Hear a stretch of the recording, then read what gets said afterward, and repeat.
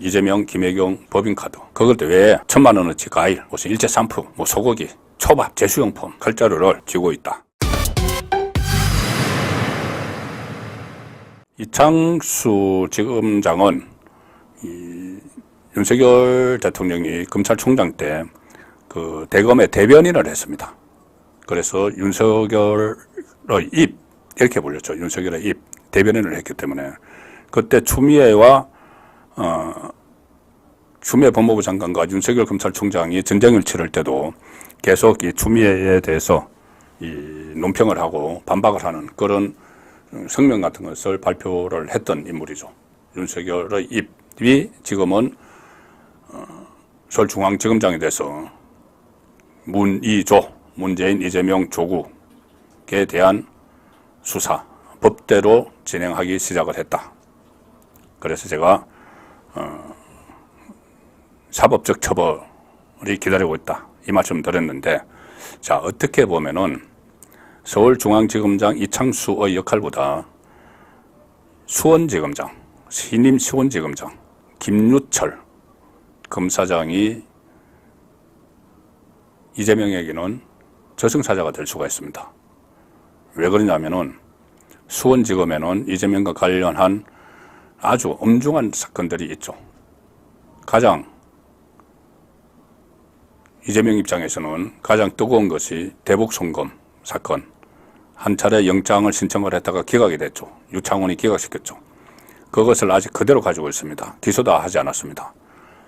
수원지검에서 영장을 치려고 했는데 이원석 검찰총장이 막았었다, 이런 이야기도 있었죠. 그런데 이원석 검찰총장은 이번 인사를 통해서 사실상 무장해제를 당했습니다. 무장해제가 됐습니다. 그래서 수원지검장이 이것을 의지를 가지고 영장을 청구를 할 수가 있는데 6월 7일 날 이화영의 1심 선고가 나오면은 그때 이 대북송금 사실을 이재명에게 보고를 했다, 이것이 이 판결문에 적시가 되면은 당장 영장을 칠 수가 있죠. 그 사령탑이 바로 김유철 지금 신임 수원지검장입니다. 근데 수원지검은 이거 외에 중요한 사건이 또 이재명과 관련된 사건이 있죠. 국민권익위원회에서 대검에 수사를 의뢰를 했고 대검이 수원지검에 전담반을 만들으라고 지시를 해서 수사가 진행 중인 것, 바로 법인카드입니다. 이재명, 김혜경 법인카드. 지금 법인카드 기소돼서 수사받는 건 10만 4천 원짜리 선거법 위반이고, 그걸 외에 1,000만 원어치 과일, 무슨 일제 상품, 소고기, 초밥, 제수용품, 이런 것들은 지금 수사가 진행 중입니다. 그런데 이원석 검찰총장 체제에서 수사가 제대로 이루어지지가 않고 질질 좀 끈 측면이 있었죠. 근데 거기에 대한 수사도 김유철 검사장이 박차를 가하게 되면은 이재명의 사법적 처벌은 또 다른 측면이 생기는 것이죠. 자, 김유철 검사장은 윤석열 검찰총장 시절에 대검 수사정보정책관을 했습니다. 수사정보정책관은 검찰총장의 눈과 귀 역할을 하는 곳이죠. 정보를 다 수집을 하고 검찰 총장에게 보고를 하니까. 조금 전에 말씀드린 중앙지검 이창수 검사장은 윤석열 검찰총장의 입 역할을 했으면, 김유철 수원지검장은 윤석열 검찰총장 때 눈과 귀 역할을 했던 인물이죠. 그리고 결국 추미애 당시 법무부 장관이 좌천시켜서 춘천지검 원주지청장으로 갔습니다. 좌천돼서 갔다가 윤석열 정부 들어서 서울 남부지검장으로 다시 복귀를 했다가 이번에 수원지검장이 돼서 이재명과 관련된 민감한 사안들을 지금 다루게 된 것이죠. 그래서 구속영장 청구의 칼자루도 지금 수원지검장 김유철 검사장이 쥐고 있는 상황이 됐습니다. 그리고 영장을 청구하지 않을 수 없는 그런 상황들이 밀려오고 있죠. 이화영 1심 선고, 그리고 김성태 구형이 3년 6개월 구형받았죠. 대북송금을 실제로 북한에 돈을 준 김성태 전 상방울 회장,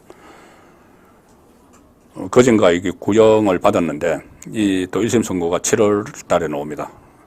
그러면은 그냥 간단하게 생각해도 법리적으로 안 따져도 이재명을 북한에 가도록 하기 위해서 김성태가 사업자 김성태가 돈을 만들어서 300만 달러 다른 이제 스마트팜 500만 달러 외에도 300만 달러 우리 그 북한에 좀 가게 해주시오. 경기도지사 이재명 우리가 그러니까 북한에서 그러려면 말이야 벤처도 뭐 굴려야 되고 하니까는 돈이 필요해.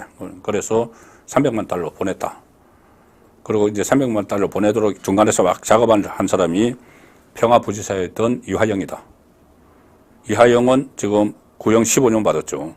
김성태 3년 6개월 받았습니다. 김성태는 검찰의 모든 것을 불었기 때문에 진술을 했기 때문에 그렇게 구형량이 적은데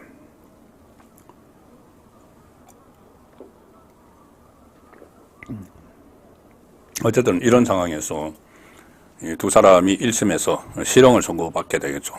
그런데 진작 그 중심에 있는 이재명에 대해서 영장 청구도 안 한다? 말이 안 되는 거죠. 그리고 이재명은 나는 몰랐다. 몰랐으면 정말 무능한 거고 몰랐을 리가 없는 것이고 그러면 실제로 그 수혜를 받게 되는 이재명은 반드시 구속영장 청구 대상이 되는 거죠.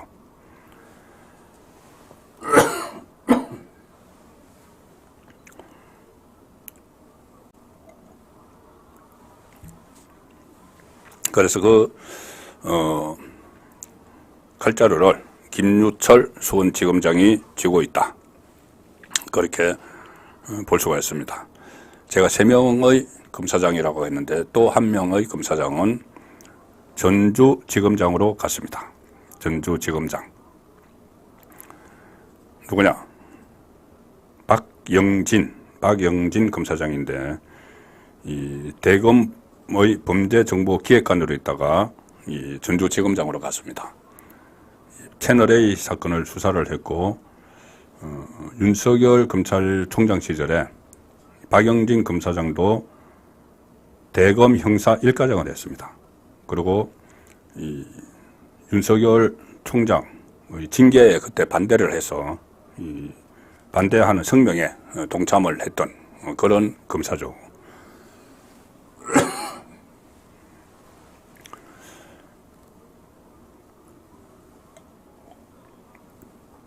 근데 박영진 검사도 이 앞에 두 검사장 이창수, 김유철과 마찬가지로 그때 추미애 법무부 장관 시절에 울산 그리고 의정부 이쪽으로 이제 자천이 됐다가 윤석열 대통령 취임 이후에 서울중앙지검 2차장으로 복귀를 했고 최근까지 대검 범죄 정보기획관을 하다가 전주지검장 자리에 올랐는데 전주지검은 조금 전에 말씀드린 대로 이 전임 지검장 이창수 지검장이 문재인의 옛 사위 서창호 씨와 관련한 사건들을 수사를 했고 오늘 그 첫 출근길에도 이창수 서울중앙지검장은 지금 이 전주지검에 있는 이 사건을 문재인 관련 사건을 뇌물 관련 사건을 서울중앙지검으로 이첩을 하려고 한다는 그런 말도 있습니다. 왜 이첩을 하냐 하면은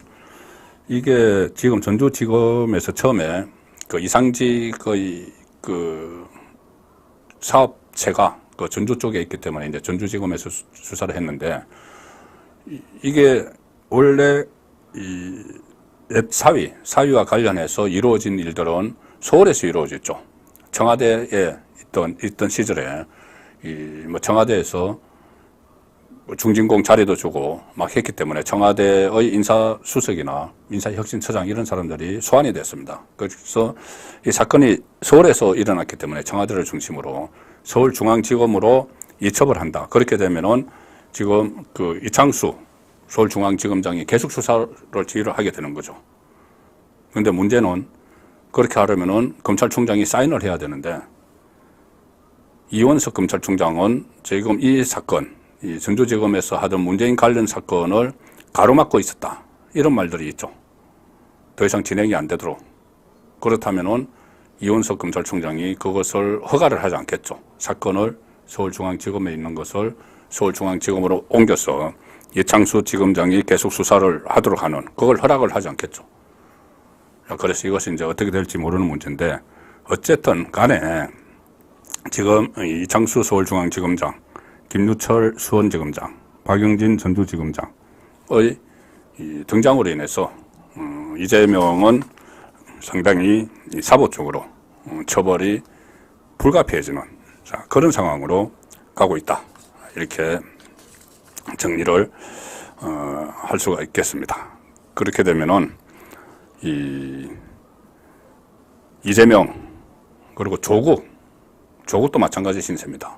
지금 조국은 대법원 확정 판결이 되면은 구속이 되는데 대법원 확정 판결 받을 거는 이제 유재수 감찰무마하고 아들, 딸, 서류, 입시 서류 가짜로 막 만든 거죠. 그것뿐이 아니고 조금 전에 말씀드린 대로 서울중앙지검에서 수사를 하는 울산시장 선거 불법 개입 혐의. 자, 이 수사가 본격화되면은 조국은 다시 수사 대상이 될 수가 있는 지금 피고인이고 또 피의자 그 신분이 될 수도 있는 상황이죠. 그래서 조국도 지금 입만 열면은 레임덕, 윤석열 대통령의 레임덕, 데드덕, 임기단축, 탄핵 이렇게 이야기하는데 조국 본인이 바로 임기 시작한 지 얼마 되지 않아서 구속되거나 아니면 또 검찰에 수사를 받을 수 있는 그런 상황인 것이죠. 그리고 문재인 마찬가지입니다. 전방위적으로 이제 수사가 시작되는데 원래 총선 끝나면은 문재인 수사가 본격화될 거라는 관측이 많았었습니다. 조금 전에 말씀드린 타이스타제 사건뿐이 아니고 월성 원전 경제성 조작 그리고 울산시장 선거 그리고 산자부 블랙리스트 우리 공무원 월북몰이 피살된 공무원 월북몰이 엄청나게 많죠. 여러 가지. 그리고 최근에 또 새로 드러나는 것들 통계 조작 이런 사건들도 있습니다. 그래서 수사가 본격화될 거라고 했는데 이게 선거 결과에 따라서 좀 주춤하지 않을까 이렇게 또 예상이 됐죠. 그런데 반전이 하나 일어났습니다.